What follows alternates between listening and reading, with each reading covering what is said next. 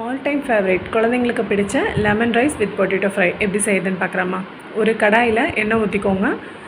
தேவையான அளவு வேர்க்கடலை, அது வந்து பச்சையாக இருந்தாலும் ஓகே, இல்லை வறுத்ததாக இருந்தாலும் ஓகே, அதை எண்ணெயில் போட்டு நல்லா ஒரு தடவை ஃப்ரை பண்ணிக்கோங்க, கலர் சேஞ்ச் ஆகிற வரைக்கும். இதை ஃப்ரை பண்ணி தனியாக எடுத்து வச்சுக்கோங்க.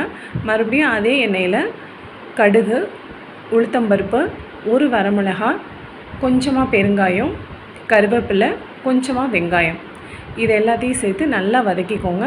கொஞ்சமாக உப்பு போட்டுக்கோங்க. இதெல்லாம் நல்லா வதங்கினதுக்கப்புறமா ஒரு எலுமிச்சம்பழத்தை இதோடவே பிழிஞ்சு விட்டுக்கோங்க. பிழிஞ்சு ஒரு கிளறிட்டு மறுபடியும் தேவையான அளவு தண்ணி ஊற்றிக்கோங்க. இதோடவே மஞ்சத்தூளும் ஆட் பண்ணிக்கோங்க. இது லைட்டாக ஒரு 2 மினிட்ஸ் வந்து கொதிச்சா போதும். 2 மினிட்ஸுங்கிறது ஜாஸ்தி, 1 மினிட்ஸ் கொதிச்சா போதும். அது கொஞ்சம் சுண்டினதுக்கப்புறமா ஆஃப் பண்ணிடுங்க.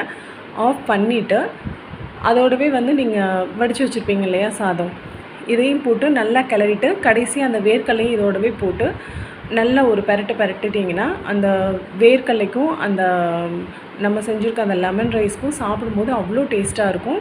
அண்ட் இதோட காம்பினேஷன் பொட்டேட்டோ ஃப்ரை எப்படின்னா, நார்மலாக நீங்கள் பாத்திரத்தில் எண்ணெய் ஊற்றி ஒரு 2 பூண்டு நல்லா தட்டி போட்டுட்டு அந்த பூண்டு எண்ணெயில் நல்லா பொரியட்டும். அதுக்கப்புறமா கருவேப்பிலை அண்ட் நான் கட் பண்ண மாதிரி உருளைக்கிழங்க நல்லா கட் பண்ணி அதையும் அதோடவே சேர்த்து நல்லா பரட்டிக்கோங்க. கொஞ்சமாக உப்பு போட்டுக்கோங்க.